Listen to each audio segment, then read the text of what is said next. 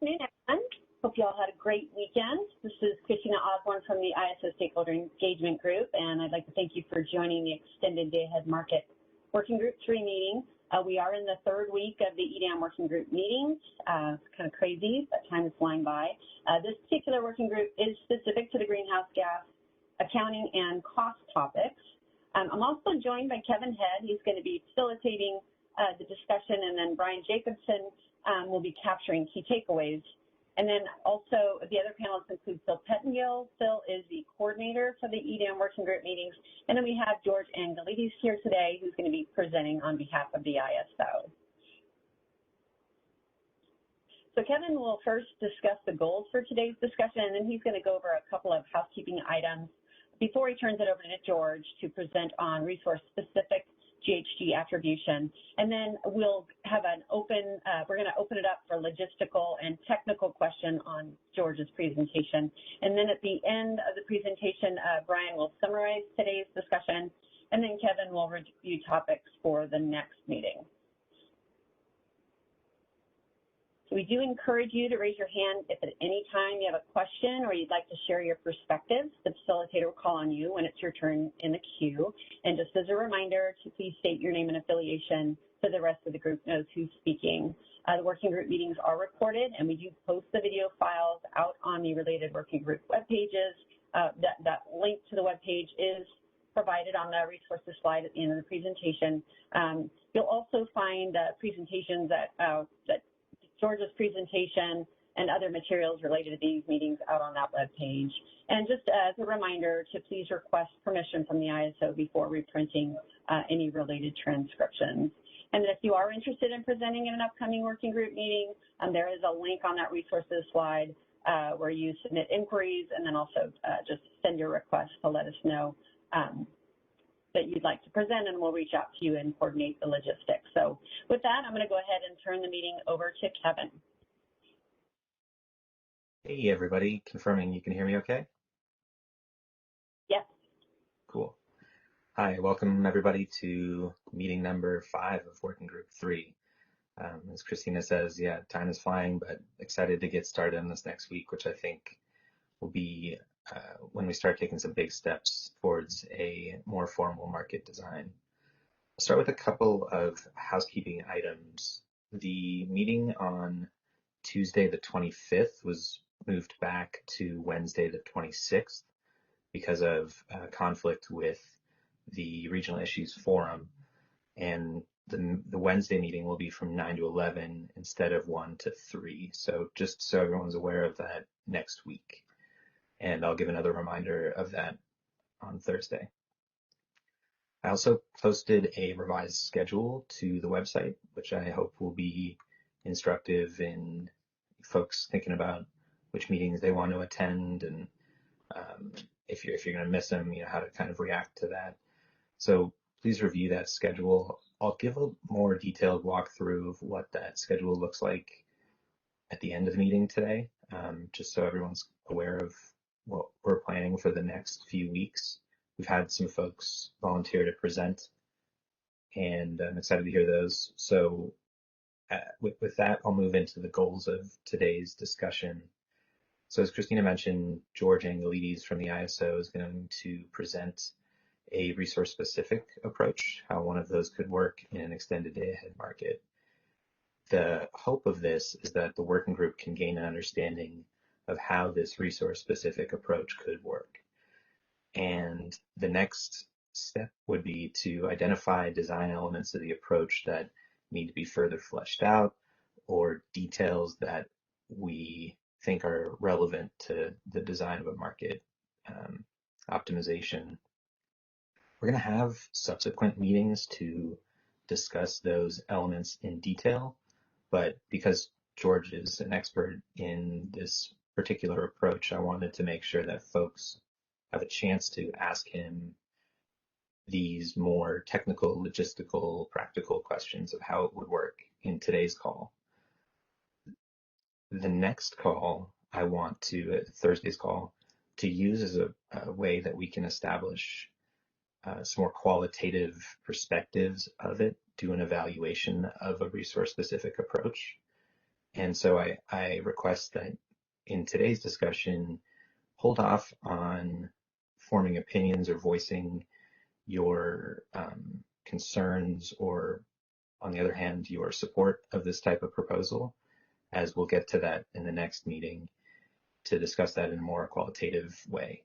And by no means do I expect that we will reach a conclusion on all of those in tomorrow or Thursday's meeting, but I do think it'll be a good chance for us to sort of begin seeing what the sort of points of tension are so that we can start thinking about solutions to those. So if you hear me harping back to that point in today's presentation, it's because I want to use this time as effectively as we can to flesh out the overall what a resource-specific optimization could look like.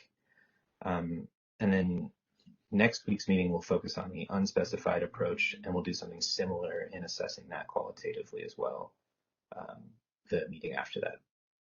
So I hope that's clear. I hope that makes sense. I will turn it over to George in a second, and then once he's done presenting, and George, feel free to change this if you want. If you want to be answering questions dynamically through the presentation, that's up to you. I can call folks out. Or if you prefer everyone just wait till the end, I'm also cool with that. Just let me know. And once George is kind of officially done and that first set of questions are answered, I hope to maybe come back to these slides where I've included a few seed questions that we can use to spark some further conversations for the remainder of the meeting. So with that, I'll turn it over to George. Good luck, George. Thanks. Thank you, Kevin. This is George Angelidis. Good afternoon, everyone. Let me share my presentation.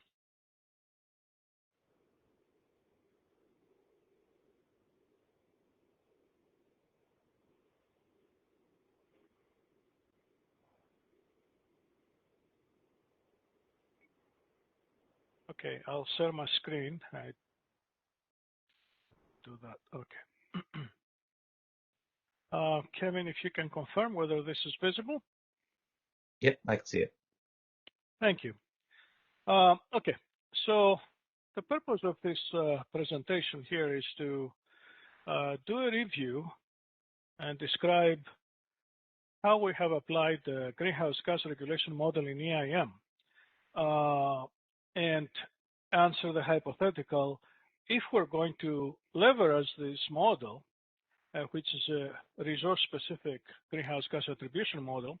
If we want to leverage and apply it to EDAM, what things we need to change and how we can extend this model for this purpose.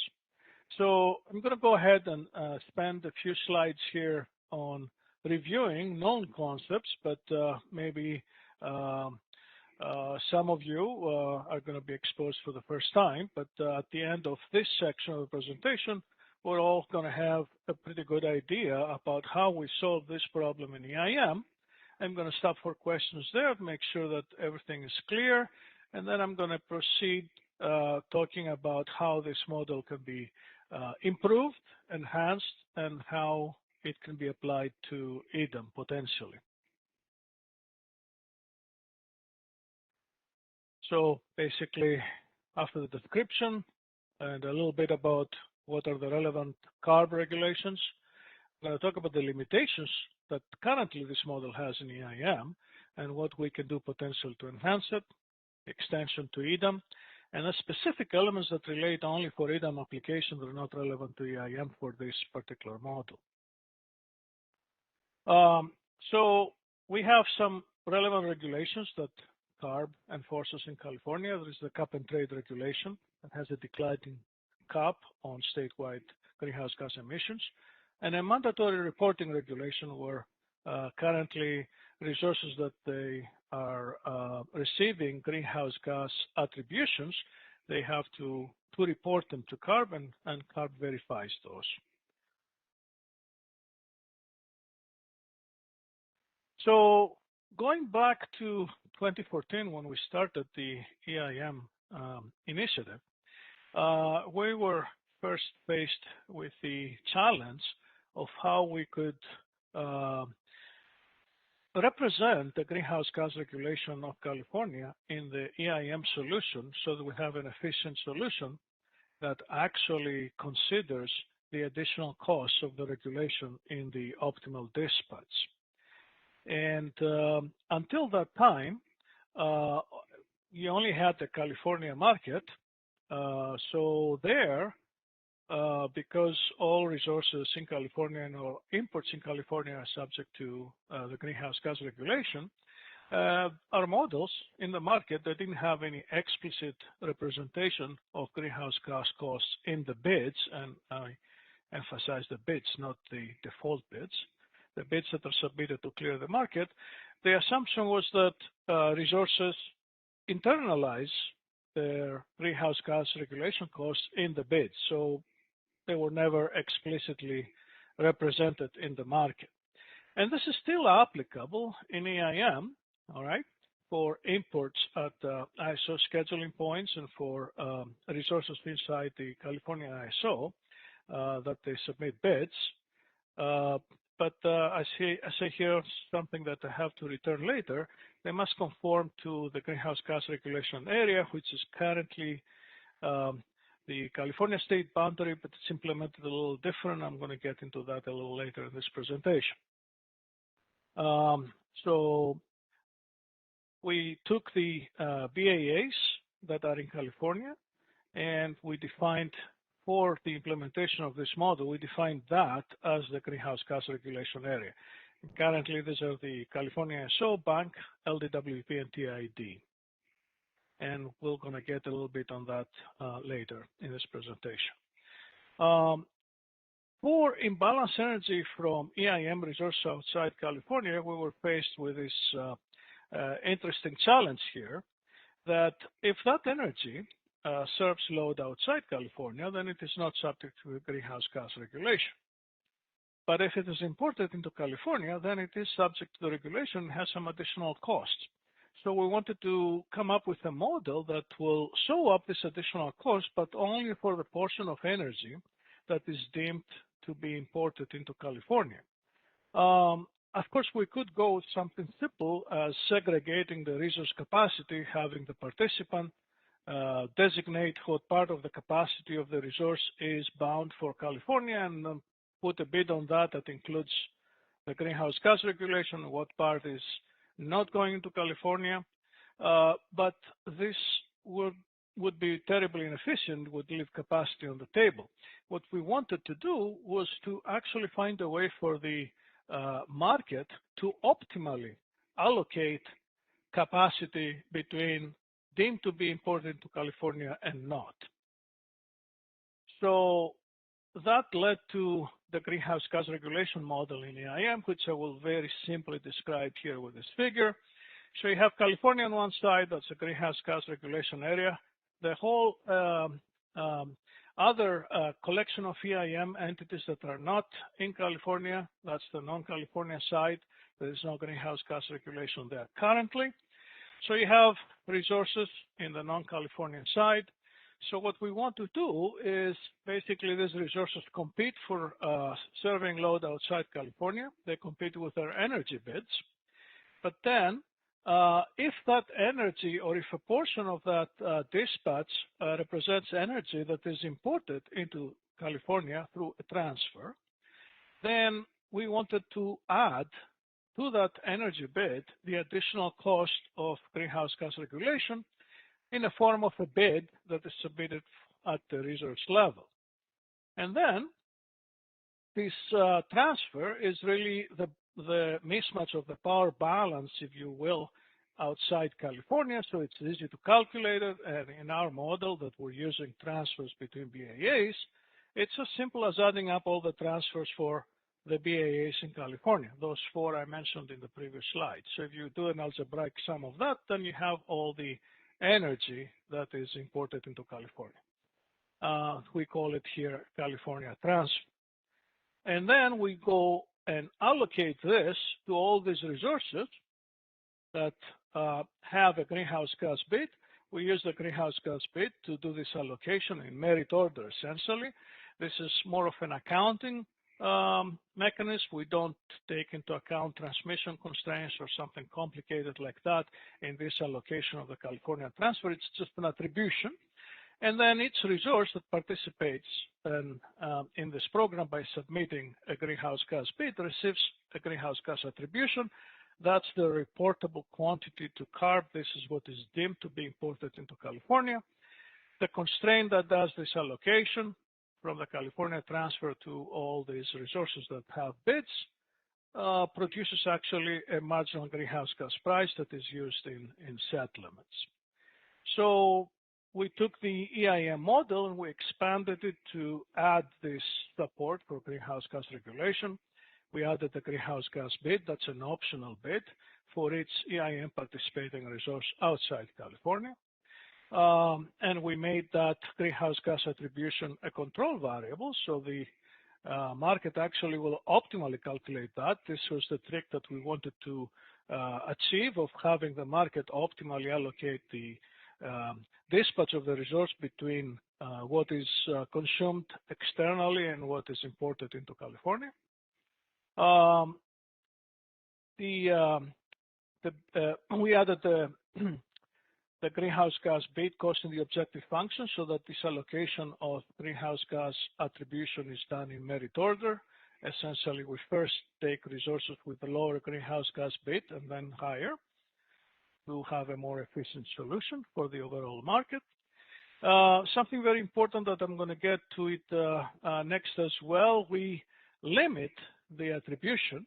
Of course, by the dispatch, we can't attribute more energy than what is dispatched, but also very important to the difference between the top part of the bid, what we call upper economic limit, and what is the base schedule that is submitted for resource. And I'm going to come back to that, why we do that. And as I mentioned earlier, we really allocate fully whatever is imported into California to the greenhouse gas attributions, all right? And this is what produces a marginal greenhouse gas compliance cost. It's the saddle price of that constraint, which is used in settlements. Now, this cost is zero if the net California transfer is an export, so it only materializes if we have imports into California. And the way we handle it in settlements right now, this becomes like a fourth LMP component for all locations outside California. It's a negative component by the convention that we're using. So essentially, locations outside California, because of this negative greenhouse gas marginal cost, they have a lower LMP if you ignore congestion for a moment, a lower LMP than locations inside California where the LMP actually reflects the additional cost of greenhouse gas regulation. So this price differential between the California BAAs and other BAAs in EIM, all right, creates revenue from the imbalance energy settlement, which is similar to the revenue that is collected for congestion. Okay?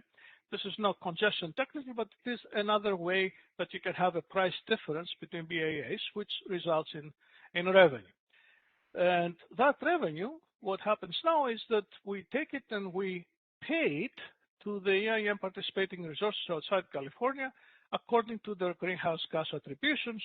So in essence, the greenhouse gas bid reflects their additional cost of being subject to California greenhouse gas regulation for their import, and then they get a marginal price back that offsets that cost, all right? And it's a direct settlement, so whatever we collect is completely allocated to these resources, at least in theory.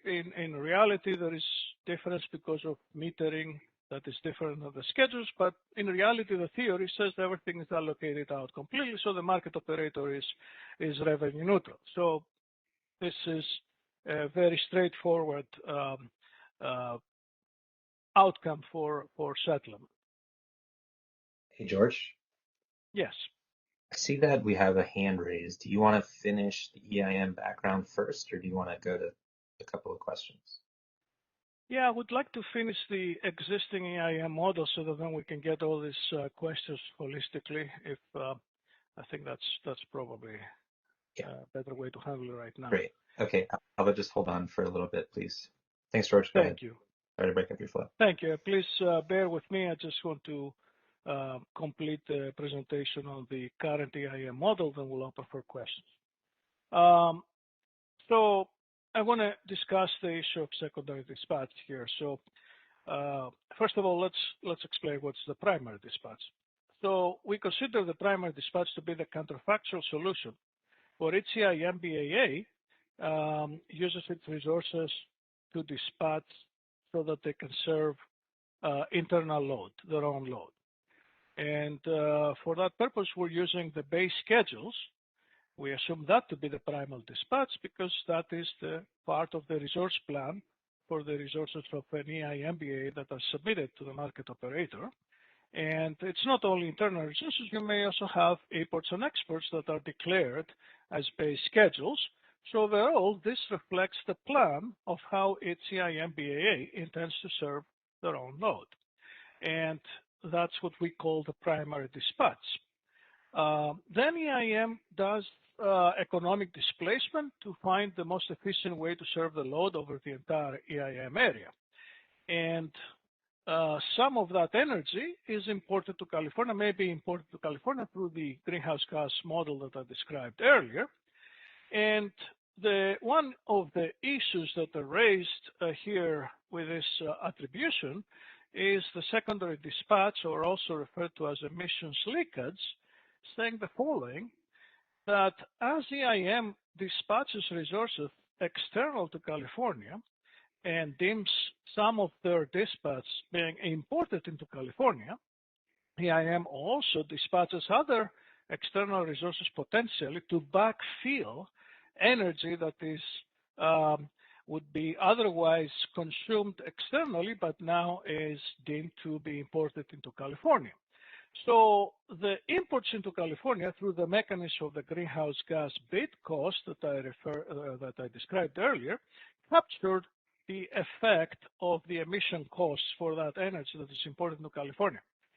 But the market doesn't see the emissions cost of this backfill generation outside, which is referred to as emissions leakage or secondary dispatch.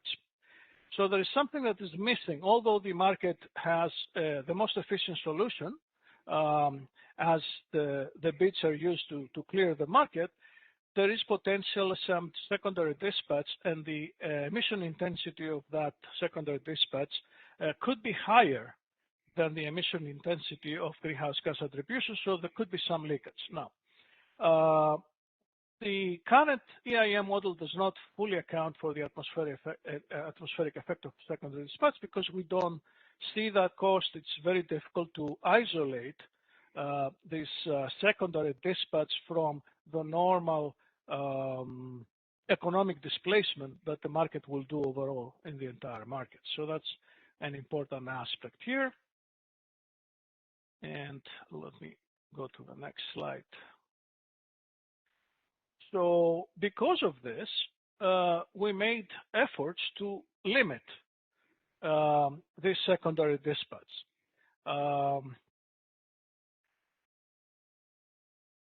If you see the output that is, let's say that the dispatch of EIM is, let's say, always higher than the base schedule, only additional energy is produced. With the assumption that base schedules represent your primary dispatch, then all the dispatch above the base schedule, if it is deemed to come to California, then all the entire cost of it, the emission cost of it, is accounted for in the market solution. So therefore, you can make an argument that if that is the case, then there's no really secondary dispatch from the market perspective. All right, but this is not obviously always the case. There is economic displacement that may result in EIM dispatch below base schedule. All right, because the base schedule is not limiting the bid. The bid includes the base schedule, but you can have an incremental bid above base schedule or a decremental bid below schedule, expressing an interest to buy back your base position if the cost of the energy is better than your own cost reflected by your energy bid. Therefore, if you have this kind of dispatch below the base schedule, then you can claim that some of that constitutes secondary dispatch. And I'm saying some of that because you can't say all of it is secondary dispatch, because there could be natural economic displacement outside of California, even if you didn't have transfers.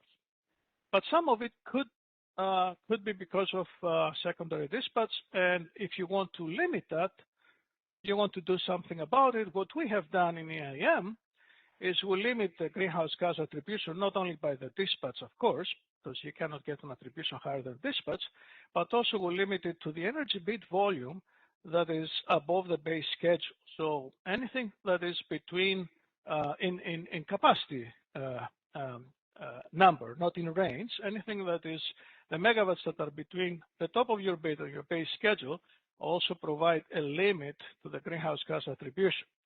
So let me explain a little bit with a simple example how this limits secondary dispatch. Let's say you have a resource that bids in the market 80 megawatts, and it has a base schedule of 50 megawatts. Based on this cap here, the greenhouse gas attribution that it will get will be no more than 30 megawatts. So if it's dispatched above 30 megawatts, let's say it's dispatched at 60 megawatts, okay, then its greenhouse gas attribution will be up to 30 megawatts. So there could be a 10 megawatt incremental to the base of 50 and a 20 megawatt decremental. And some part of that decremental, you can attribute it, or you can make a claim that some of it contributes to secondary dispatch. If we didn't have that cap, potentially the entire 60 megawatts could be getting an attribution to greenhouse gas, which you could say that it has a higher content of secondary dispatch. So this is the reason why we introduced that limitation. Now, as I said earlier, the market doesn't capture the emission cost of secondary dispatch, so CARB has some mechanism for capture the atmospheric effect of the secondary dispatch. This is the formula that they use. It's called as EIM outstanding emission. Basically, they calculate the unspecified emissions cost for all the EIM imports, and if that is higher than what is attributed through the market, the difference becomes this outstanding emission cost. This is pro rata on retail load by reducing the freely allocated allowances. So this is how CARB captures the outstanding emissions, and this third bullet here is how the market tries to limit it in the first place. So I think this is all I could say about the existing EIM model, maybe more detail than you have been exposed to before. I'm going to open here for questions if you want to clarify something, or if you have anything that was not clear here. Let's have these questions answered. Thanks. George, you want me to manage the queue and just say, hey, Alva, go ahead? Does that work for you? Okay. Alva, please introduce yourself and feel free to go ahead. Hi, this is Alva Svoboda from PG&E. I have a couple of just clarifying questions on what you've presented, George. Yes. One question is so presumably you have some kind of a constraint which is meant to limit imports into California to the deemed amounts. But that constraint is probably not a hard constraint. What happens when that constraint is violated in terms of the incremental energy that might be dispatched that was not, according to the participant, intended to go to California? Yes, Alva, it's a pretty hard constraint. It's not a soft constraint. We only want to import as a transfer into California anything that can be completely attributed. So we have seen very rarely situations where this constraint is violated, and this is usually always a cause to look back and see if we have some defect in the software. So we don't expect this constraint to, when there is a net import into California, there has to be a complete allocation of that to attributions, to greenhouse gas attributions. And as a result of that, if you think of a hypothetical case where, let's say, nobody, no resource outside, no participating resource submits a greenhouse gas bids, that is, everybody opts out from participating in the greenhouse gas regulation program for California, the result is that we're not going to have imports as transfers into California. The software is not going to schedule any transfers, any transfer imports. It can schedule exports, of course, but not. That applies even in the case where, like, we're in a reliability shortfall. That would still be essentially considered as a physical limit. Yes, you may end up having the relaxation of the power balance constraint in a one or more BAAs in California, rather than having a violation of that constraint for the attribution. So we'd interrupt load before we would see imports of energy that was not deemed. Yeah, of course, this was a hypothetical. Of course, it's right. We have a very healthy participation in the program. Right. I'm just asking about the model, really. So before you go on, just to clarify for the folks, and for me, I guess too, are you saying, George, that EIM transfers would be limited, but there are other imports at the ties that are not through the energy imbalance market? Those still could be allowed. Correct. So I was only referring to the transfers, because it's only the transfers that are allocated to the greenhouse gas attribution. For imports at ISO scheduling points, those imports are from a greenhouse gas regulation perspective. They're like similar to internal resources, where their energy bid reflects the greenhouse gas cost. They don't have greenhouse gas bids. We don't do an attribution to them. They're not part of that transfer constraint, so they're not affected in that way. Okay. Yeah. Thanks. Sorry. That's great. That's a great question, Kevin. And that reminds me. So related. Before I get to the second question, if based on something that was brought up last week, is it possible for a non-GHG emitting resource to direct its energy so that it does not go to California? Yes, absolutely.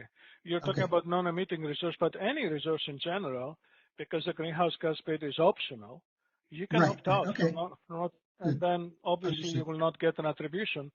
And actually, the greenhouse gas bid, the way we filed this with FERC, it provides a mechanism for the participant to decide how much and if of their capacity they want to make available for California. This is the mechanism, the bid. And then my other question is, so the EIM applies to the 15 as well as the 5-minute market. So it is at least hypothetically possible, and depending on what a base schedule would be, it's possible for unit commitment to occur in the EIM, I'm guessing, at least for fast start CTs that are outside of California. Yes, if the economics are right, you're right. Right. So, in the case of a resource with commitment and minimum load costs, how are those deemed? Oh yeah, I think you asked that before. Right, I'm asking for the EIM here, though. Okay. Yes. Let's assume that the resource submits a zero base schedule and a bid, a 3-part bid. So essentially, it's signals EIM that is available to be committed and dispatched. It is possible that because of the economics, this resource is cheaper than, let's say, internal resources in California for meeting California load. So we could potentially commit and dispatch this resource in FMM, let's say, and we'll get a greenhouse gas attribution with a base schedule of 0. It could get its entire dispatch as an attribution. Now, that means that its energy will be represented in the objective function with the cost of the energy bid plus the greenhouse gas bid for that part of the energy above the minimum load. And it will also have in the objective function the startup cost and the minimum load cost. This become part of the resources bid cost recovery. All right. And there is if you want to ask now the next question, how this is recovered, the standard way of recovering the bid cost recovery cost is through the bid cost recovery allocation for each BAA, and some of it is transferred from one BAA to another using the mechanism of export transfer. So this is a little bit complicated for this call, but you may know it from other discussions that in the allocation of the bid cost recovery in a specific BAA, we have a factor of how much export transfer happens with respect to the internal load, and that exports some of the bid cost recovery from that BAA to others that are importing. So Okay. there is a mechanism that tries to provide some justification for that commitment. But fundamentally, what you're saying is that a resource, because of the fact that it has to be at essentially a base schedule of 0 in the EIM, it can't pick and choose between being committed for its internal load or for California. By allowing CAISO to do that commitment, it has essentially said, I'm willing to have all of it sent to California. Yes. Great. That's what I wanted to understand. Yeah, that doesn't prevent the resource from getting a lower attribution than its dispatch, in which case only some of its energy is attributed for California. So it could be committed. That's based on your accounting of how much is going to California, right? Yeah. Okay. So you can, if it doesn't get an attribution, it's all for outside. If it gets some attribution, then it splits optimally again. But the point is, there's no choice for those parameters. There's no choice for the resource except essentially all or nothing. So if it was if they didn't want to give CAISO that choice, they would essentially put in a self-commitment, and then they could make an attribution for the incremental energy based on however they chose to make it. Okay, not quite. Let me elaborate a little bit. And this is based on the old practice that we required a zero-based schedule for as an indication of optimal commitment in the market. As you know, we're changing that by allowing, and I don't know if that changed already in production, but we're having an initiative where we're changing the significance of the base schedule to the desired outcome is that you could have a base schedule that is non-zero and that does not necessarily indicate self-commitment. All right, so you can have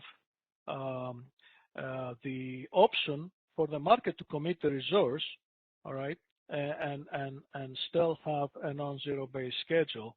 But this is a recent change that we're trying to do. I don't know if it's already underway, but the fact that, let's say you submit a zero-based schedule, that doesn't mean that all your energy is going to be attributed. No, I understand. I'm not that it's going to be attributed. I'm trying to understand the choice of the resource. It sounds to me like you're saying a resource can put in a base schedule which will dictate its wishes in terms of sending energy to California. But if it were also allowing commitment, the commitment decision would it override that? So essentially, the fact that the resource is allowing the CAISO to commit the resource, would that then mean that effectively all of its energy could be sent to California in the model?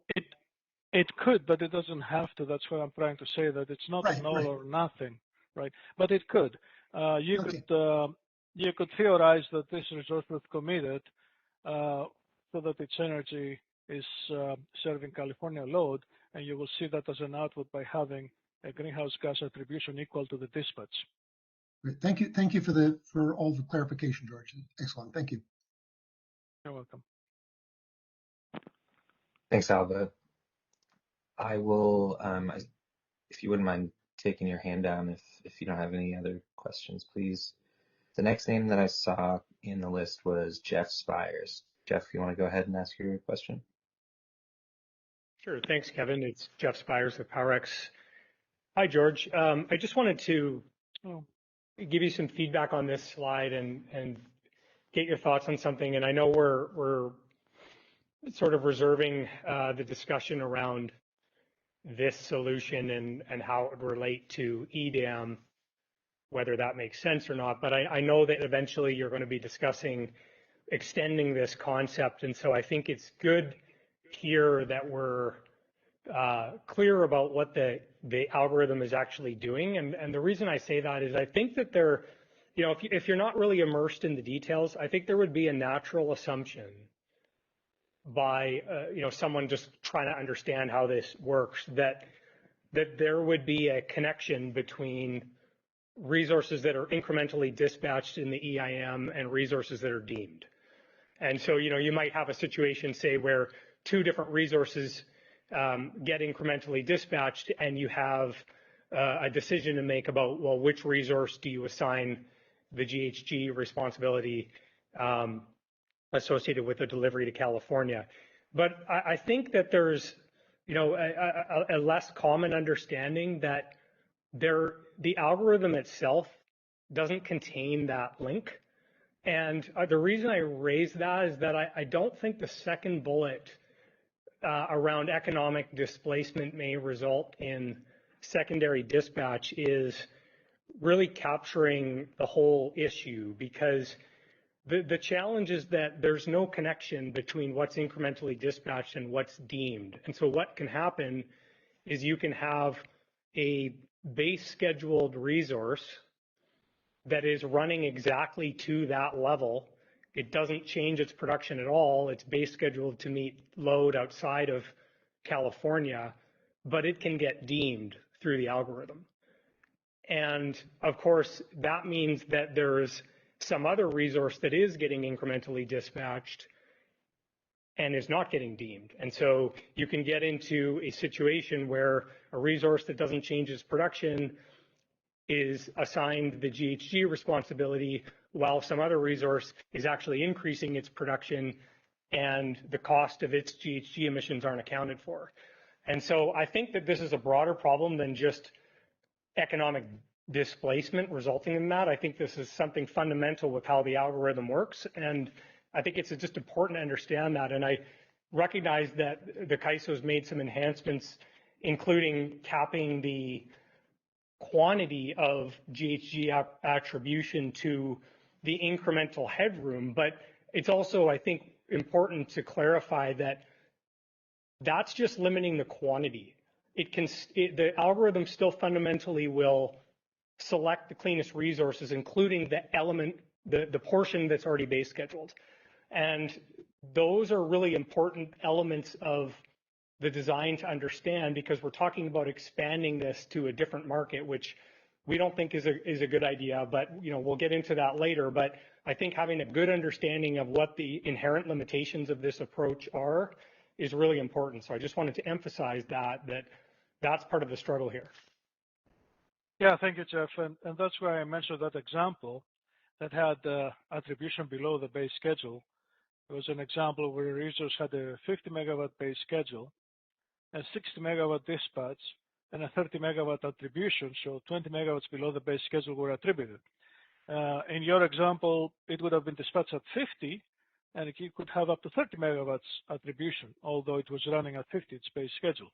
So yes, we have this issue that by capping it, we reduce the potential secondary dispatch, but we never claim to eliminate it. We actually don't know how to do that. We tried together for many, many months, and we couldn't find a way to. Exactly. I totally agree with that. I think that's really why, you know, we struggle with starting here, because like you say, CAISO, PowerX, others have spent a lot of time trying to figure out ways to solve this problem, but it's been difficult so far. So thanks for the feedback. You're welcome. Yeah, thanks both of you for that conversation. I thought it was good and an important point to tease out here. I will move to Anna or Anna. Would you please go ahead and introduce yourself first? Hi, yeah, this is Anna Garza with San Diego Gas and Electric. George, I really appreciate this presentation. It's been super, super helpful. My question has to do with the resources that are out of California. You indicated that they do have a choice as to whether they want to participate in the California market.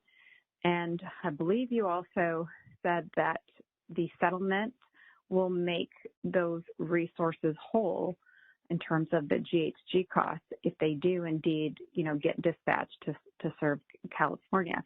So to me, that kind of leaves a question of, if the resources are being made whole, what's the purpose of this flag and being able to opt out? I feel like I'm missing something fundamental here, and I'm hoping you can help explain that. Yes, thanks for the question. Yes, there is a clarification that I can make that. So I didn't really say make whole. They were compensated for the cost. Like we were paying them the marginal greenhouse gas cost that can offset its regulation cost. Now that means that any kind of regulation cost that they reflect in the greenhouse gas bid, they are sure to get it. But they may get more because the marginal greenhouse gas price could be higher. So this is actually an incentive for non-emitting resources to participate in the program because they have a zero cost for the regulation, so they can reflect a $0 bid in the greenhouse gas bid. However, the marginal greenhouse gas price may clear with some gas resource outside of California that is getting an attribution. So you're looking at maybe $5-6 marginal greenhouse gas cost, and this is a revenue and a profit for a non-emitting resource to get an attribution. So there's a little bit more than that. It actually provides an incentive for low-emitting or non-emitting resources to participate. You have a more efficient dispatch over the entire market footprint that reduces the greenhouse gas content, as our reports on EIM benefits show. I see. But for emitting resources, there's a little bit of a risk in terms of how much they'll be compensated for. No, there's no risk, because once you submit a greenhouse gas bid that captures, reflects your cost for the regulation, if you get an attribution, you're covered, right? If the marginal greenhouse gas price doesn't rise to the level of your greenhouse gas bid, then you don't get an attribution. You don't get dispatched. I see. Right. It seems like there's only upside then. What would be the downside in your view? That's what I'm asking. It doesn't sound like there is, other than maybe administrative yes. issues. There is no downside. This is the mechanism that makes the efficient dispatch for the market, incorporates the greenhouse gas costs, and provides incentives for low-emitting or non-emitting resources. So it's an upside. So let me ask it a different question. Do we know, are there resources that have opted out then, that have selected not to participate in California? Yeah, not every resource submits a greenhouse gas bid. You could have resources that they either have a high emission content, so they may be discouraged from participating, thinking that they're not going to clear anyway, or there may be resources where the resource owner, they don't want to be bothered with the reporting requirements, and once you get an attribution, you have to report that to CARB. But there's some additional logistical work for it, so maybe some resources say, okay, we're happy getting our recs from our BAA. We don't want to provide errors to California, and that's okay. It's optional. Okay, great. Thank you. That really helps a lot. Appreciate it, George. You're welcome. Thanks, George, and thanks, Anna. I saw a couple of hands shoot up while Anna and George were having their discussion there. So I think that those hands were raised in response to what was just said. So with the hope of maintaining that sort of continuity in discussion, I'm going to turn it to Mary, but then I'm going to go back into the queue as to who spoke first. So Mary Winky, are you going to weigh in on this debate or discussion that was happening? Yes, I was going to comment on that. Okay, thanks. This is Mary Winky with the Public Generating Pool. Yeah, I just want to add a little bit more color as to why some utilities might opt out of participating. You know, policies not necessarily declared or final policies yet in Oregon and Washington have concluded that, you know, if a particular megawatt hour is identified as being delivered to California, that the associated REC would not be available for, you know, RPS compliance or CETA compliance in the case of Washington. So I know that some utilities that has been their motivation in terms of, you know, needing, and I've mentioned this before about from a policy perspective, kind of needing to have the ability to kind of direct where energy is being accounted for in terms of load or those kinds of programs. Thank you for that.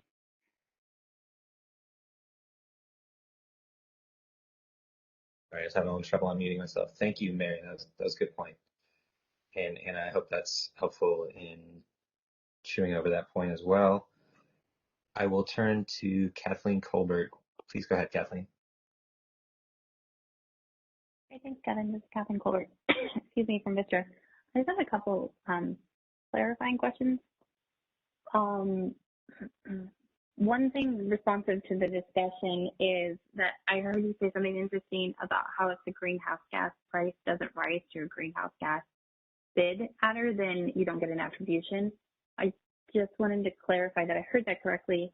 And then also, George, can you clarify, is it possible still that energy clearing price could drive a dispatch to a resource external to the greenhouse gas compliance area that had submitted a greenhouse gas bid? It's just not getting an attribution. Does that question make sense?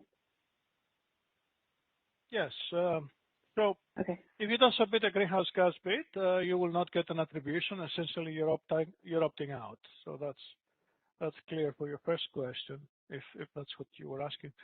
The second question, it is possible that you participate, you submit a greenhouse gas bid, yet your bid is not taken.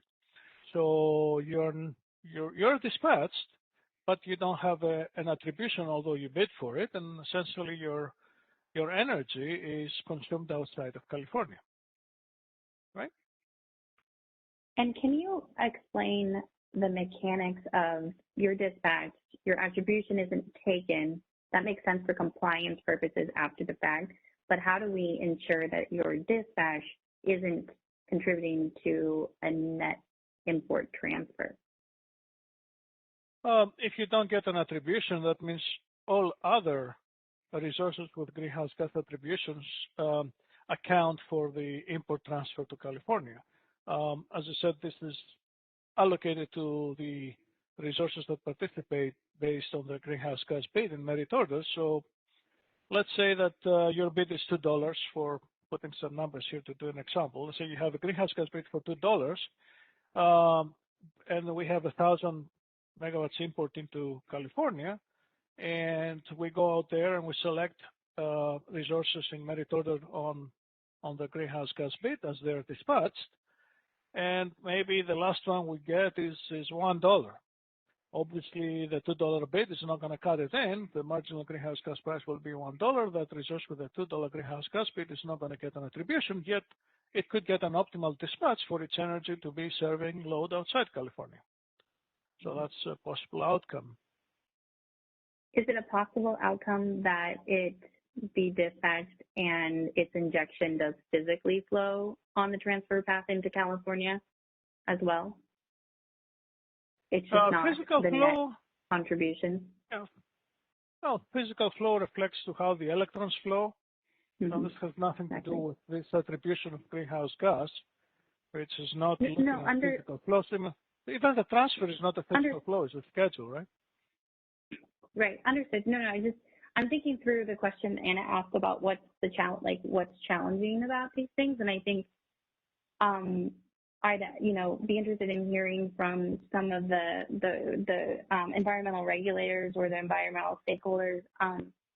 I I have a question of, are there certain programs being set up in a way outside of California where it's not acceptable that we make some of these accounting assumptions, which I think is what we've done, right? We said a net import transfer, and we're going to attribute that to the resources that are economic GHG relative to the clearing price, which makes sense to me, George. I'm just trying to see if there's a policy thing we should flag for for other folks to think about when they're designing their rules, that we should be more focused if EIM is going to be a part of the compliance mechanism, acknowledging what you're saying, and wanted to kind of highlight and make sure I was flagging something and confirming the technology of what we're trying to do. Yeah. Yeah, I'm aware. If we try to tackle this problem physically, as you know, every resource outside California has a shift factor for the California load, which means that technically every resource provides energy for California. Well, we can't go around and say every resource outside California because of that physical mechanism is exposed to greenhouse gas regulation in California, right? So that's why this is the attribution mechanism, that it's not looking at physical flow, but it's looking at attribution, which is sort of an accounting mechanism to basically have something reasonable as an outcome. And it does work in terms of showing that greenhouse gas emissions in the West have been reduced because of EIM. We saw that in our reports. Understood. I have two follow-up questions, and I don't want to hog the mic. That was all really helpful, George. My next question on the allocation piece, I know we're keeping it simple, but I have not understood very well what the optimal dispatch component, where that comes from and what that's doing. Could you explain that? When you say the optimal dispatch component, do you mean the greenhouse gas attribution? That component of the dispatch? The higher of zero or the lower of greenhouse bid or upper economic limit minus base or optimal dispatch. Oh. I get the first two components. I just I haven't had a good context of what the third component did. The optimal dispatch. Yes. Can you re-explain that? Yeah. So we limit the attribution on three things. The first thing is your bid. We will not attribute more than what you declare in your bid as your capacity portion of the bid. You have a capacity and a price portion of the bid, the greenhouse gas bid, I mean. So we will never attribute anything more than your capacity bid on that greenhouse gas adder, because that declares how much you want to participate for. So we're not going to do more than that. The second limit is your dispatch. We will not attribute more than what you're physically dispatched, all right, obviously. And the third one is the limit that we the third one is the limit that we introduced to reduce the potential for secondary dispatch, which we had this discussion with Jeff just a while ago, which is we limit the attribution to the difference between your upper economic limit in the bid and your base schedule, all right? But that doesn't mean, based on the discussion we had with Jeff there, that we limit only the incremental portion of the dispatch above the base schedule to attribution. We cannot. I think I'm getting something. Okay, you're asking something else. No. But I can actually submit it offline, and maybe we could talk offline. The optimal dispatch is a third element, but the only place I can find the formulation for optimal dispatch in the manual has to do with the net scheduled interchange. And so I know I'm missing something, but it might be good education to level set. But I'll follow up offline and submit it to the link where we're supposed to ask questions. But that's simple. If you're looking for the formulation, it's out there. It dates back to 2014. We did post it. We did post that formulation. I'm looking at it, and it does look like there's something in addition to the upper economic limit minus the base schedule. It's called an optimal dispatch. Send me an email. We'll clear it out. I will. Okay, that'd be great. Okay. That'd be great. Thank you, George. So thanks, guys, for that discussion there. I see one more name on the list. It's Stewart, and I'll go to Stewart, and then I'll maybe turn it back to George to give him the floor back to discuss the remainder of the presentation. So Stewart, please go ahead. Thanks, Kevin. George, just a couple of quick questions. We heard some limitations pertaining to regs and secondary dispatch. My questions pertain to the secondary dispatch component. In terms of the shortcomings around the attribution accounting, have we quantified as a percentage of overall dispatch how much of the dispatch is impacted by the existing limitation? And then the second question, follow-up question, do we really perceive this as an issue in EDAM? Thanks. Sure. Thank you, Stewart. Now, just to make sure your first question is, when you refer to limitation, do you mean this capping that will limit the attribution to the difference between upper economic limit and base schedule? Is this limitation so you're asking whether we performed an analysis to how much this affects the imports into California? Yeah, there's clearly a shortfall in the potential for incorrect attribution accounting, and I'm just trying to get a handle on what percentage of dispatch does that limitation impact in the overall EIM? Well, if you're asking how this limits actually secondary dispatch, I don't have an answer for you, because how much secondary dispatch you have, it's very difficult to calculate, because you have secondary dispatch commingled with the regular economic displacement in the solution. So there's really no way that I know that we can isolate and say this is how much secondary dispatch we have from the EIM solution, so that we can go to the second level of the question to say how much this practice of limiting the attribution by the base schedule limits the secondary dispatch. That answers my question, George. The follow-up to that would be, do you anticipate it being an issue in EDAM? Yeah. So hold on that question to go to the rest of the presentation, because I touched upon these. Okay, thanks. Yeah, good segue. Go ahead, George. Thank you. All right, so let's talk a little bit about what potential enhancements we can do to this model, because we have identified certain limitations.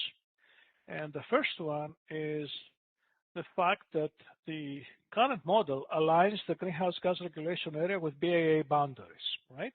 As I mentioned earlier, we have currently in the EIM model, the greenhouse gas regulation area for California being represented as the union of the 4 BAAs in California, California ISO, BANC, LDWP, and TID.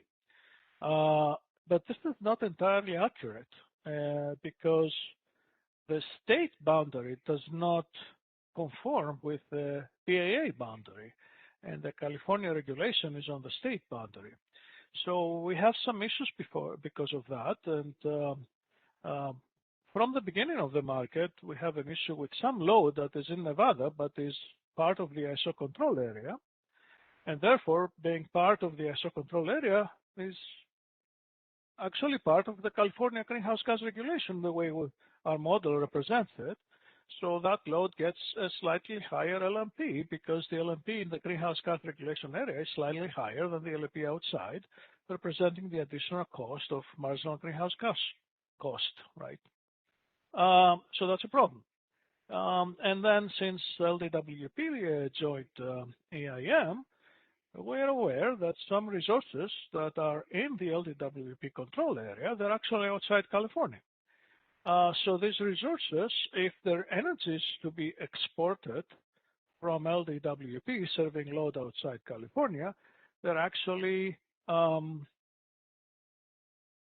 compete in somewhat disadvantage, because if their energy is part of the California greenhouse gas regulation area, it's expected to internalize some cost for the greenhouse gas regulation, although if they export energy outside of California, that cost should not be there, and they don't have a mechanism today to actually participate like an external resource with a greenhouse gas bid that will allow them to price the portion of their energy that is serving California load differently than the portion of their energy that serves non-California load.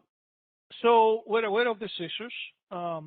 It was a matter of implementation, convenience and simplicity back then in 2014 when we came up with the model to use the existing concept of the BAA and the existing concept of the BAA transfer to implement the model.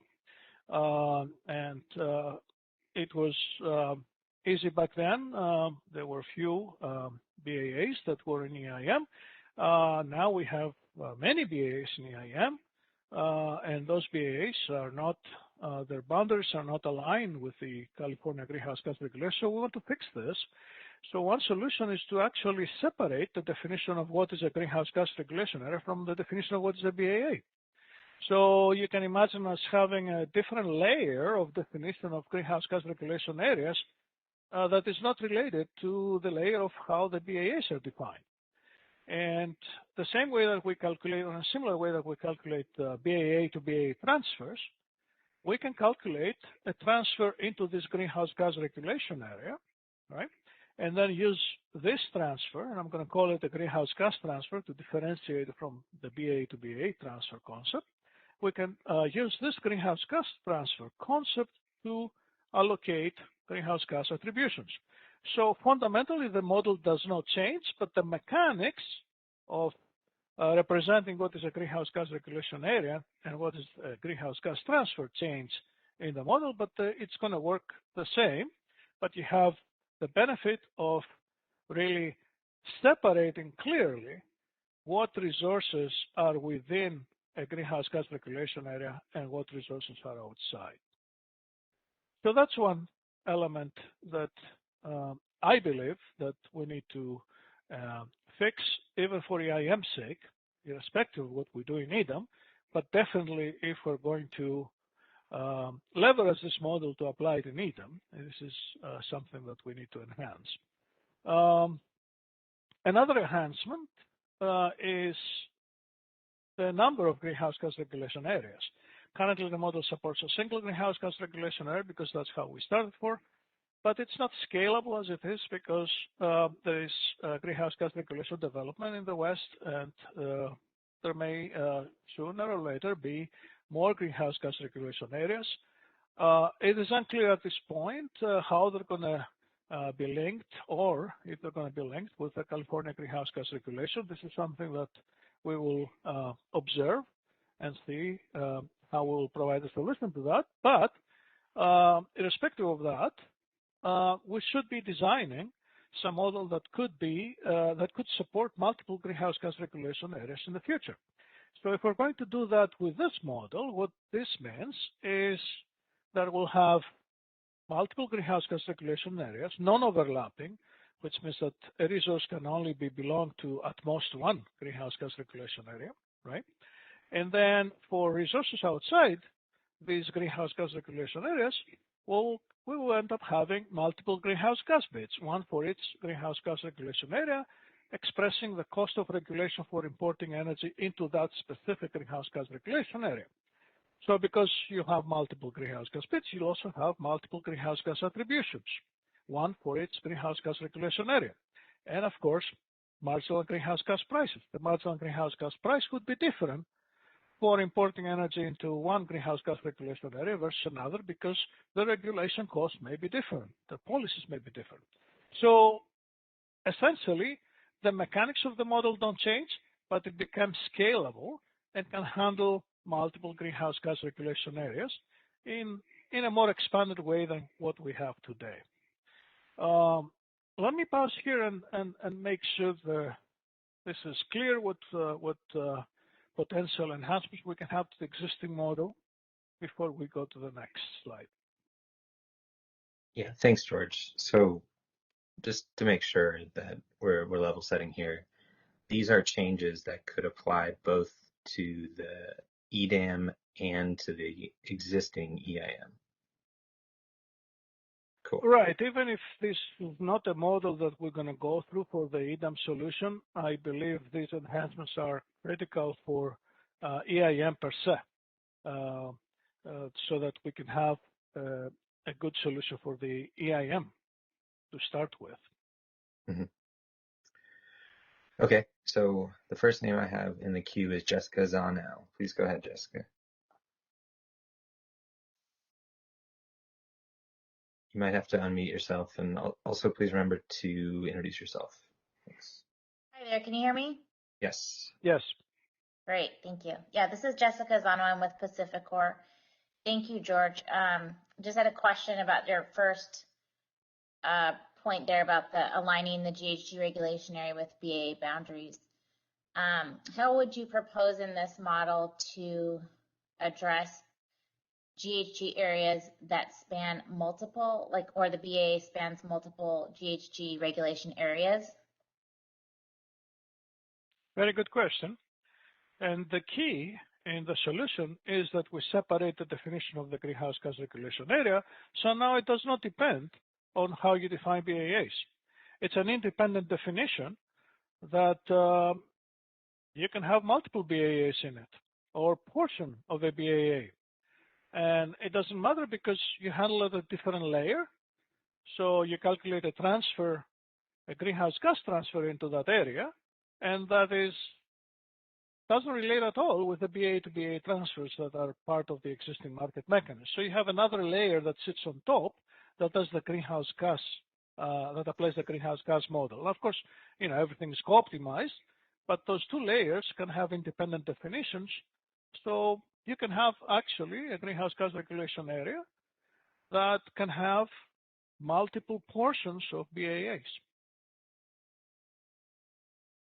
Okay, thank you. So you just need some methodology for determining what portion of that BAA is in a GHG regulation area or outside or in a different GHG regulation area.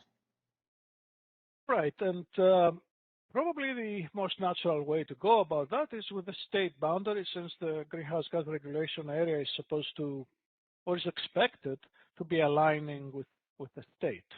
But once you have it decoupled from the BAAs, you can define it flexibly any way you want. So we will be able to match the greenhouse gas regulation as it's developed in the West in a very flexible manner. We're not going to be essentially limited by what is a BAA or even what is a state. We can define it any way we want. Okay, thank you. I mean, I think obviously I'm thinking selfishly about our situation where we have a BAA that's multiple states, but yeah, so thank you, appreciate it.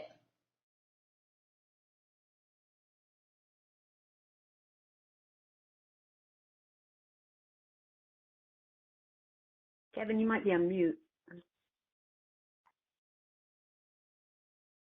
Yeah, just to add to the previous conversation really quickly, because we have locational marginal prices, the effect of the greenhouse gas regulation, which is reflected in the locational marginal price, could actually be different for different locations in the same BAA. So that's why the greenhouse gas regulation area can only cover a portion of a BAA. Then only the locations of that BAA in that greenhouse gas regulation area exhibit a higher locational marginal price because it includes that LMP component, which is due to the greenhouse gas marginal regulation cost, but not the other locations in the BAA. So George, this is Kevin. Sorry, I forgot to unmute myself when I was responding. So I think you partially answered a question that I had, which was, so you're saying we would assign the P node a greenhouse gas characteristic, or would this be for the generating resource or the load serving entity? It's both. What are we assigning here? Yeah, so each resource has a location. Each resource has a location in its definition or a master file, and that location has membership definition to which BAA it belongs to, right? And we can have a membership definition to which greenhouse gas regulation area it belongs to. Now, because of what I said earlier, when it comes to load, today in EIM, most of the load is represented with one load aggregation point, and we calculate an average weighted average price for that load for settlements of imbalance energy.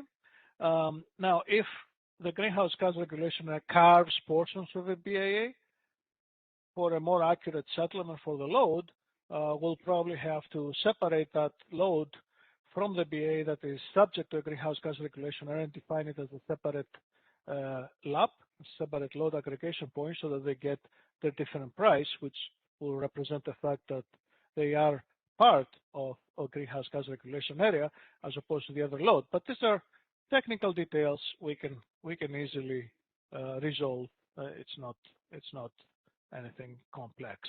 We've done it before. Okay, thanks. Yeah, and thank you folks for begrudging me the ability to ask questions on the fly. And I'll turn to Doug in a second, but if you no longer have a question, please remember to lower your hand. So Doug Howe, would you please go ahead?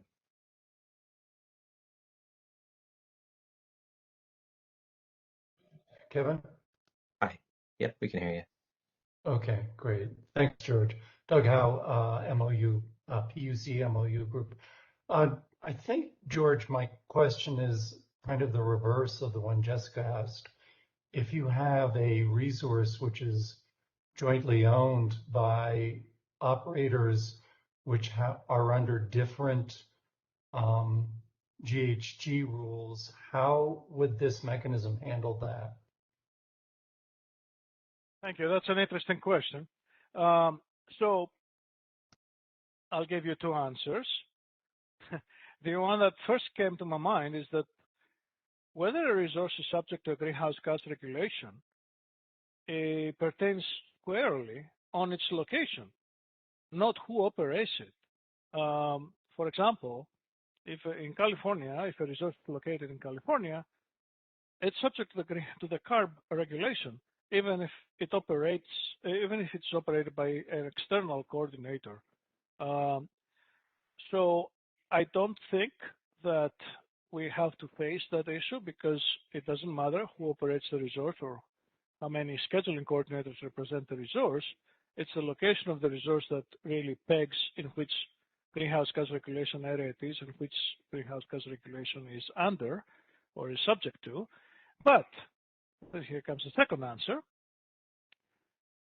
If it ends up being the case that we need to have a resource partially represented in two greenhouse gas regulation areas for whatever reason, then we will lend to the benefits and flexibility that the concept of the joint ownership unit model will provide to us to actually logically separate the resource, all right, into logical children according to what we envision for that JRU model, which are each represented by different scheduling coordinators, and we could have the potential to actually represent the locations of those logical resources in different greenhouse gas regulation areas, similar to how we intend to handle partial pseudo-ties, which a resource is partially pseudo-tied to another BAA from the BAA it is actually located.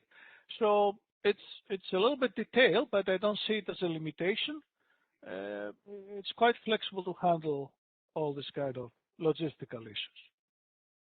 George, could I ask quickly a follow-up question, because I'm not sure I understood your first answer, where you said the regulation it's under depends only on its location. That doesn't seem right to me, at least if I understand things correctly, because, for example, in the Four Corners, and I know those coal plants are going away over the next few years, but California owners that are still in any of those plants still have to buy the requisite allowances in order for that power to be imported into California. At least that's how I understand it. So that's being an example where you have joint owners which are under different regulatory regimes. Right, but this is energy that is imported into California. I thought that you meant energy generated in general. So if this energy from a resource outside California is not imported into California, then it's not subject to greenhouse gas regulation.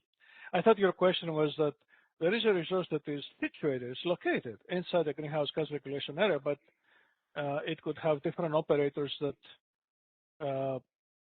somehow they're subject to different greenhouse gas regulation rules. So that's why maybe I didn't understand your question. But if your question was about the portion of the energy that is imported into a greenhouse gas regulation area, then there's no question that is subject to regulation, but not the rest that is generated and not imported, consumed outside. This is the existing model, right?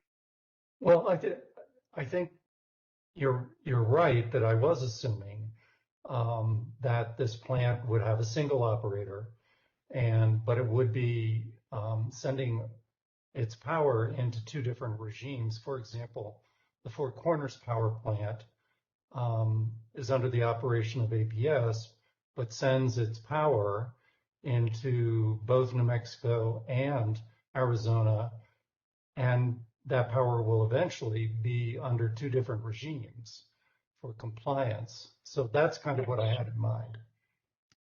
And your answer is here, where we say with the support of multiple greenhouse gas regulation areas, you'll have multiple greenhouse gas bids. So that resource could have one greenhouse gas bid for their import into Arizona and another one for their import to New Mexico. I see. Okay. Thank you. I appreciate the clarification. You're welcome. Thanks, George. I see a comment. I wasn't tracking exactly when everybody's questions came in, but I saw one that might just be a kind of a clarifying question from Alyssa K-Sweater, which is, her question is, am I reading this correct, that the model would be able to support multiple regulatory areas with multiple greenhouse gas marginal prices? I was under the impression this is a limiting factor. No, it's not a limiting factor once we expand the model to handle multiple greenhouse gas regulation areas. Essentially, you have a constraint for each area, same with the one that we have today for California, that essentially says the net import transfer into that greenhouse gas regulation area, and this is a greenhouse gas transfer, not a BA to BA transfer, is allocated fully to external resources, meaning resources in no greenhouse gas regulation area, based on the greenhouse gas bids for that specific greenhouse gas regulation area. So once you float the model, once you expand the model with support for multiple greenhouse gas regulation areas, there is no limiting factor anymore. You can have as many as you want. Let's keep it fewer rather than more, but thanks. That's a good help. So I see there's a number of other questions in the queue. I want to make sure that we have time for you to finish your presentation. I know you have at least 2 more slides here, and then we'll have to do a recap. So I might ask to respond to maybe one more question, and then we'll go to the second, or the last 2 slides that you have. And then if the folks who are still on the line still have questions, they can ask their questions then. So I'll do one more question on this set of enhancements that are being proposed here, and then go back to George to finish the presentation. And thank you, folks, for being patient while you wait in queue. So that's Callie Wells. Please go ahead, Callie. Hey, George, it's Callie with WPTF. I'll keep these questions brief. I think one of them I'm pretty sure I know the answer to, so I'll start with that one. So on your second point, you mentioned that one resource would submit a separate GHG bid for each of the regions it's willing to be deemed. If it also belongs in the GHG region itself, do you anticipate also the market now having it separate out its energy from its GHG costs for its own region? All right, so this is how I'm going to answer this one. In the expansion of the model, I have made an assumption that depends on how greenhouse gas regulation areas are going to be linked.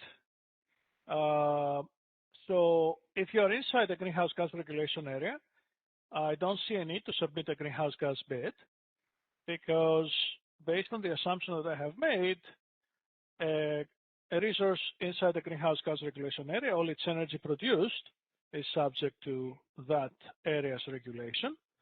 And if any energy of that is exported, is free from any additional regulation, even if it's imported into another greenhouse gas regulation area. Now, based on this assumption, you don't need to submit a bid, because you have in your bid internalized the cost, the regulation cost for the greenhouse gas area that you belong to. My assumption is that you won't have additional exposure to greenhouse gas regulation area that your energy could potentially be imported. Now, depending on how the greenhouse gas regulation areas in the West are going to be developed and how they're going to be linked, we'll have to revisit that assumption that I made for the development of the model. So it's not a clear answer that I can give you right now, because it depends on how things will evolve as we're getting closer to how we get more information about these programs will evolve. I'll be able to give you a more definite answer. Okay, I appreciate that. And I thought that was going to be the easy, straightforward answer. My second question, I'll keep it quick. That was very difficult. So going back to this idea where you have energy being imported into a GHG region, but now you're defining GHG regions separate from BAAs. Obviously, today you have these transfer limits between BAAs. Are you going to have to somehow model or come up with a transfer limit between GHG regulation areas? No. Essentially, how much you can import into a greenhouse gas regulation area, it's really depends on the greenhouse gas attributions that you select for it. I haven't thought about how I can overlay this with scheduling limitations on the BAAs. You're giving me something to think about, Kelly. I had these layers completely separated. I need to think about a potential linkage on that. Okay, sounds good. Yeah, it just kind of popped in my head while we were having that discussion. So I will await your response. Thanks. Great question. So let's move on to the rest of the presentation, and folks, we will have, I expect it's only 2 slides, so a fair amount of time at the end to ask questions. So please leave your hands up if you want to keep asking questions, and we'll keep you in the queue. Go ahead, George. Thank you, Kevin. All right, so we're moving on to, if we're going to use this model for EDAM, what do we need to specifically change for that to work in EDAM? And one item that really comes to mind right away is virtual supply and virtual demand, virtual schedules in general. This is a feature of our existing day-ahead market. It will be a feature of EDAM for the ISO balancing authority area. In this working group, we'll discuss, or maybe in other working groups, we'll discuss on the merits of having convergence bids or virtual bids in the EDAM outside of the ISO balancing authority area. But let's say for a moment that this is allowed, and we have participation with virtual bids outside of a greenhouse gas regulation area, let's say specifically outside California. What we calculate as a BA to BA transfer today in EIM is all physical. But in the context of EDAM, if virtual supply and virtual demand is allowed in an external BAA, the IFM does not actually distinguish between a virtual supply and a physical supply. It only distinguishes them as the bid goes, as the energy bid goes, economically. Of course, for physical supply, there are additional resource constraints that apply, physical constraints, which do not apply for virtual supply, obviously.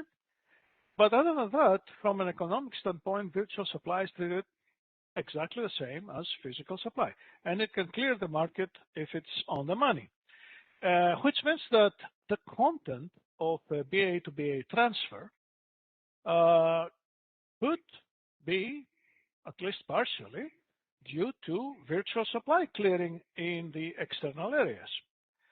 And you probably agree with me that we do not want to have a greenhouse gas attribution for virtual supply, since it's not energy that will actually be generated and have some emission content attributed to it, or even greenhouse gas regulation costs, right? So immediately when we are thinking of getting the EIM model and applying it to EDAM, we have to ask the question, what do we do with the virtual content of the BA to BA transfer, because we're using in EIM the BA to BA transfer for performing the greenhouse gas attributions.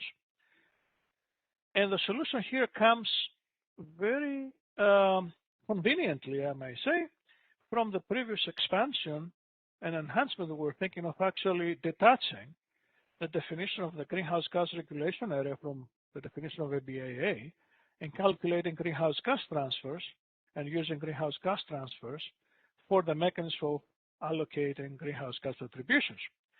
And because of this detachment, in the calculation of greenhouse gas transfers, we can consider only physical contributions to them. And therefore, your greenhouse gas transfer is a physical scheduled transfer. And then we can easily use that to perform greenhouse gas attributions to physical resources. So that detachment between the greenhouse gas regulation area and the BAA actually provides a mechanism for actually detach physical from virtual schedules for the purpose of applying the greenhouse gas regulation model in EDAM. So that's one element that we need to think about expanding the EIM solution to EDAM. The other one has to do with settlements, right? If we're going to go from day ahead, we have to also think about how this rolls over to EIM, right? So the natural way to handle this is to have a day ahead greenhouse gas attribution settlement, the way I described here for the EIM solution, similarly using the marginal greenhouse gas price, and then follow up with the EIM settlement for a real-time greenhouse gas attribution deviation. So similar to the way we handle energy deviations in EIM from base schedules today or from day ahead schedules tomorrow with EDAM, right? We'll have also a deviation on the greenhouse gas attribution. We actually have a greenhouse gas attribution settlement today going from FMM to RTD. So this is a step prior to that, going from EDAM to FMM, right? So that is how we can handle the settlement. So you can have a position, financial position in the day-ahead market with a financial position for greenhouse gas attribution, and then it's solidified in real time. For greenhouse gas compliance, of course, only the real-time greenhouse gas attribution is the important one, actually the very last one in RTD. That's the one that has the reporting obligation. So these are the elements specific for EDAM, and the last one is probably the biggest one. I mentioned earlier that we use the base schedule in EIM as a mechanism to limit the greenhouse gas attribution, to limit the secondary dispatch, okay? But there is no base schedule in EDAM, right? We start with a zero schedule. Everything is scheduled in EDAM. It gets the first schedule out of the day-ahead market, so there is no really base schedule. So what can we use in EDAM as a primary dispatch to limit the secondary dispatch, right? And one solution that we could potentially use is what is referred to as the RAC T+1 solution, all right? So today, in our day-ahead market, we solve IFM for 24 hours. That's your trading day tomorrow. But when we run RAC, we actually solve for more than one trading day. We're looking at the day after that, the D+1, right? And sometimes the D+2 as well. And, we could solve a 48-hour rack and get a solution for the D+1, or we can solve them back to back, 24 plus 24. The fact of the matter is that we do have a solution for the next trading day, the D+1 day, out of rack. Okay. Today, this solution is used for reliability analysis. I don't think we publish the schedules for that. It's just internal. We use it for reliability, for coordinating outages for the next day, and also for committing what we call extra long start resources that really the IFM doesn't have enough time horizon to effectively and efficiently commit those. So those, if they're committed in D+1, then they're considered must run for the next IFM that will run the next day. So there is a mechanism according to which we receive information to run the D+1 for rack. We have a 2-day ahead forecast. Whatever bids we have in the system that they can be submitted up to 7 days in advance, we use them. We will have a process for creating bids for rack D+1 based on historical information. If resources don't submit bids 2 days ahead, there's an existing process that we have in Cyber for coming up with those bids and to run the market. And because this is for reliability purposes, when this floats to EDAM, the proposal here is to run the D+1 solution without reliability capacity transfers, because we're not interested in a market solution for D+1. It's run for reliability. It's an open question whether we're going to use reliability capacity transfers even for the first 24 hours in rack, something we haven't discussed yet, and it's probably going to be discussed in this work group, I think, at some point, should be discussed at some point. But anyway, for the D+1, the solution here, the proposal here is to have a solution without any transfers, which means that the D+1 solution will essentially schedule resources in its PAA to meet its own PAA load.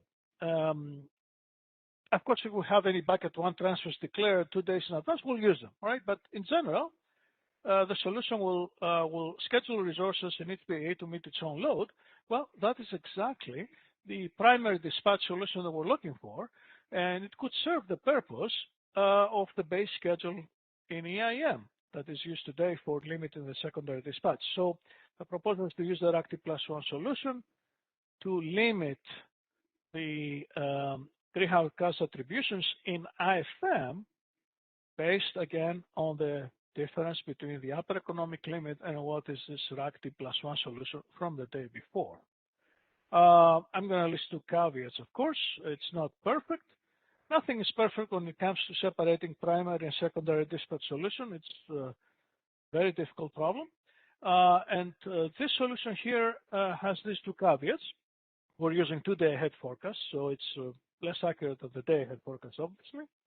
And we're using non-financially binding bids for coming up with that solution, because obviously these bids could be modified before the market closes for the D+1, which is 10 a.m. the next day, right? So I want to stop here, and let's open up for questions and discussion. These are obviously topics we never got to it before, so I think it's good to have some feedback on these ideas.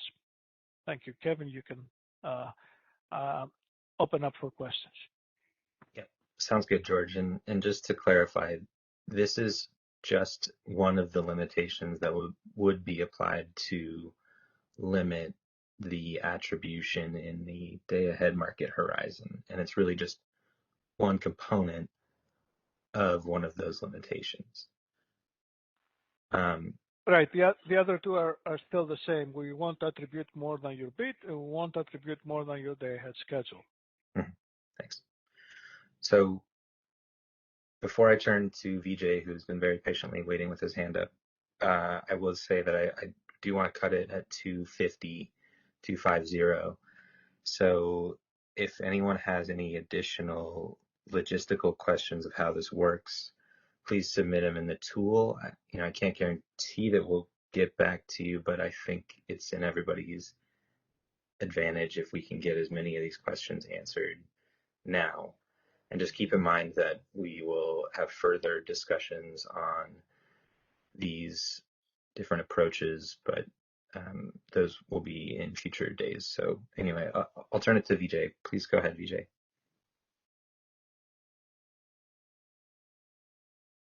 Thank you. Thanks, George, for all this work you're doing. Thank you. If we go back 2 slides, please, to slide number 10. I think Kelly kind of touched on my question, but I asked it a little different way. Right.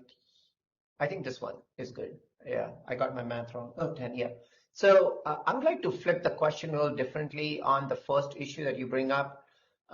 Wouldn't an appropriate way of pricing greenhouse gas with an import adder instead of an export adder instead of import adder or something like that, can't that address the fact that we maintain consistency of greenhouse gas regulation with BA boundaries? So let me put it another way. I would like to give you my end state of this movie, the greenhouse gas accounting movie that I would like to see. I am wondering or curious why we don't want alignment between the BA being the level of the classification unit in resource sufficiency with here in greenhouse gas. I'm just a little curious about why this step away from BA boundaries, and it could risk increasing transaction costs, creating an alignment rate or something if you were to create regulation areas and having to let sub-regulation area adjustments for the different BAs, if that makes sense. So I'm kind of building on that first issue to question your value proposition for stepping away from using BA boundaries. Thank you. Yes, thank you, Vijay. I guess it's a pragmatic approach. The fact that a state boundary does not necessarily align with a BA boundary creates this issue that if we use the BAA boundary to define the greenhouse gas regulation area, we are probably not treating resources that are in between.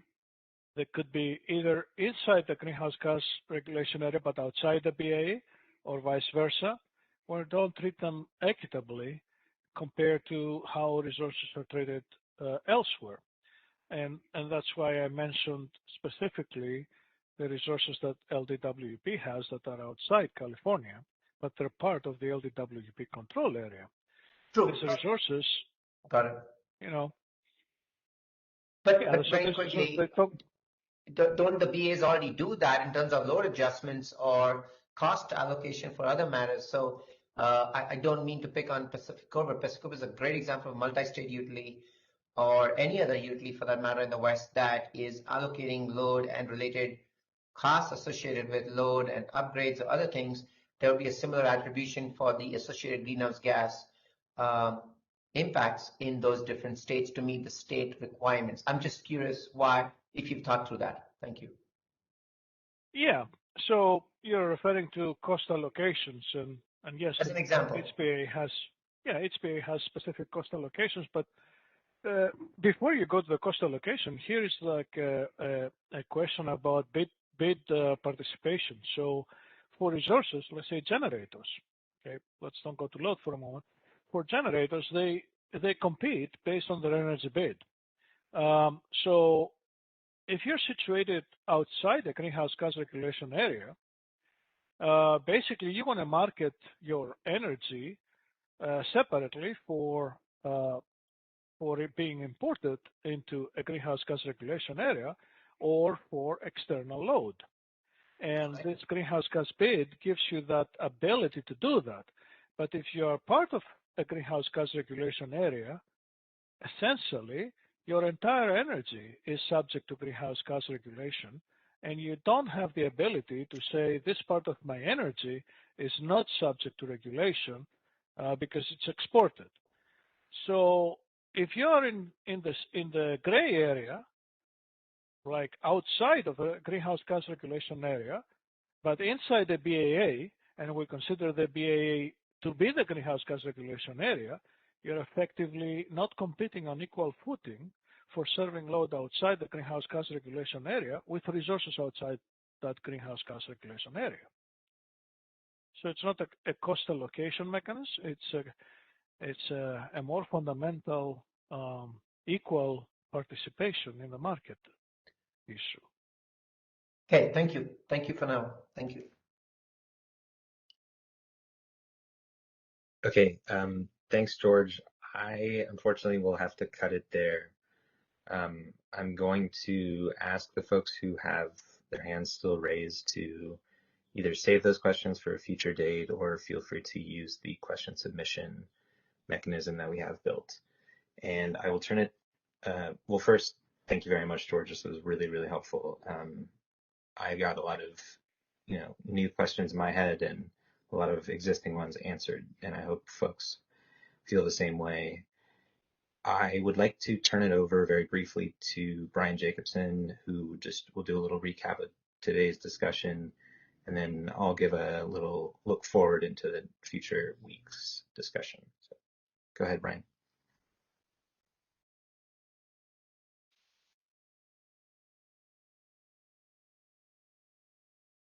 Brian, it looks like you're unmuted, but I'm not hearing you.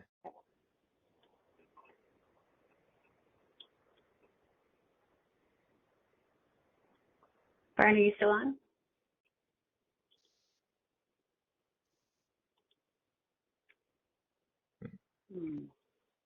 Okay. Brian, we can't hear you, but we will look forward to the report that comes out at the end of the week with some more information about what today we discussed.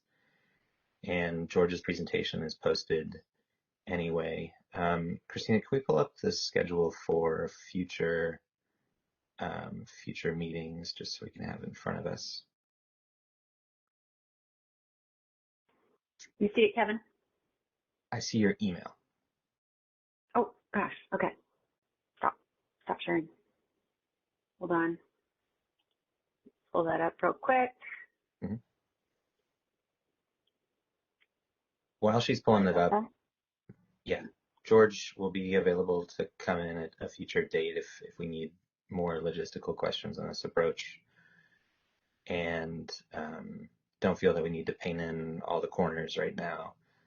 This is a multi-layered issue and one that I don't expect that we can resolve in 1 2-hour long meeting. So with that in mind, the schedule that you have up in front of you is just something that I've been trying to put together to give some folks certainty as to what future weeks' discussions will look like.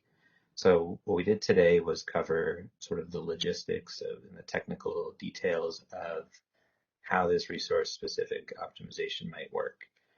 And the next meeting is when we can really dig in and start giving some more qualitative descriptions of what the approach, its relative merits and its demerits. And what I hope to use to do that are the set of design objectives that we all had discussed in previous meetings as sort of a grading rubric, so to speak, to look at this approach. And if there's time, we can also flesh out some of the corners and see what other design elements we need to think about in order to have a fully fledged market design option here. During that meeting, I expect that at least one stakeholder would like to present just a few slides on their thoughts on it. So look forward to that as well. On January 26th, remember January 26th is that Wednesday meeting that we moved from a Tuesday. Those some individuals from the EIM community are going to present the unspecified optimization approach, which, we expect to have a similar level of dialogue as we did today. And again, we don't need to have all of the corners painted out on that one at this point, but I think it really will be a good substantive discussion. And then the meeting after that, we'll do a similar exercise where we do a qualitative discussion on the merits of that proposal. So that'll be on the first half of that Thursday meeting, and half is approximate here. The latter half of that meeting, I would like to do a little bit of background and level setting on how reporting works currently in the EIM today. And if there's time, we can talk about how other ISOs and RTOs do this. For example, how PJM does their reporting.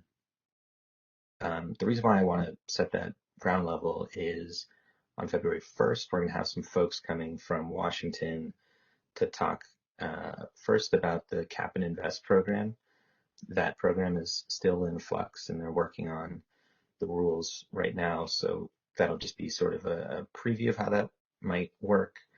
And but I do think it'll be useful in thinking about broader perspectives. Right now, we've mostly focused on California's cap and trade program. So hearing how another state might do it, we'll start getting some wheels turning in our heads about both market optimization and then reporting coming out of that. And then the latter half of that day will be another individual from Washington who will present a little bit about the CES program they have there and some potential issues that they're facing in interfacing with wholesale markets.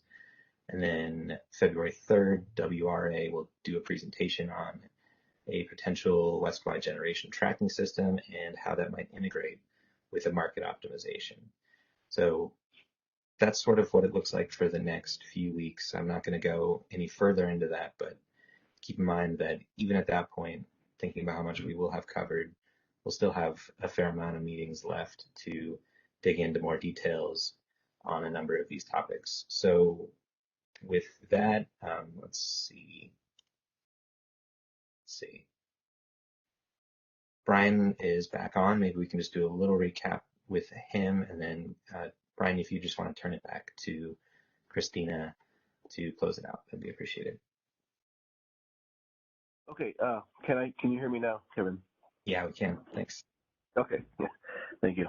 So let me try and go quickly. I think the objective of that Kevin spelled out to kind of stick to what George's discussion of what is in EDAM and elaborating on how it might extend to an EDAM, and trying to keep the discussion to an understanding of at that level, and not dipping too much into the topics that are going to be, dived into in deep in subsequent meetings. I think we held to that very well. So let me go with just a couple of minutes and try and capture some of the topics discussed.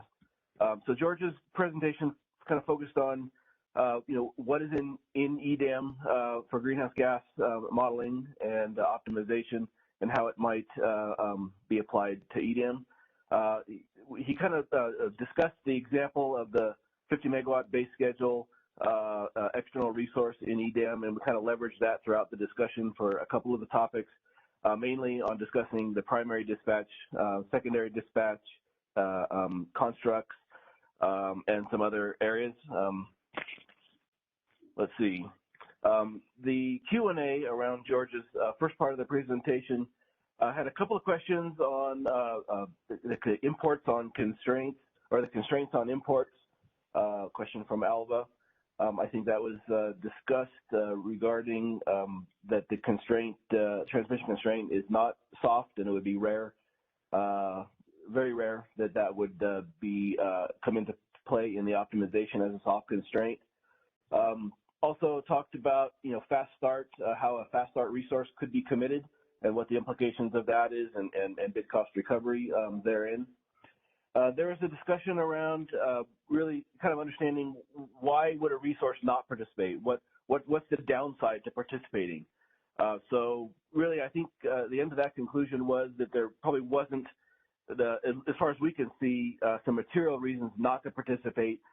One might be that a resource that's a very high emitter may just not want to get involved, and the likelihood of not being dispatched would not, from an administrative perspective, would not get involved.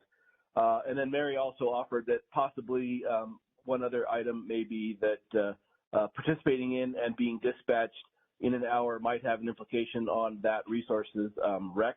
That might be another factor, so that was part of the discussion. We had a discussion around really clarifying what those participation limits are. So it was discussed in George's presentation, and then kind of clarified a little bit further down in the discussion, and in particular around the upper limit minus the base schedule, and that the capacity portion of the greenhouse gas bid would be applied. I'm trying to talk fast. I'm probably not going to get through it all in the next minute, but so we talked about clarifying the enhancements that George talked about, the layering of the BAA. The optimization could layer the BAA and greenhouse gas areas independently, and they would not have any conflict in the commitment engine itself. That got a little bit of a discussion. And let's see, discussion about the joint owned units, and I think that was addressed, how that could be potentially addressed, I should say. And finally, some good discussion around a greenhouse gas bid in an area that, there was a question about that the example focused on a greenhouse gas bid and how it would be applied as it would be transferred to another area. But there was a question about how that greenhouse gas bid within the area that is located would be applied. I think George indicated that there would probably not need a greenhouse gas bid for that internal area, but it needs more thought. And similarly, the transfer limit, would there be a transfer limit for greenhouse gas areas? And again, I think George had said that that's an area that probably needs some more discussion.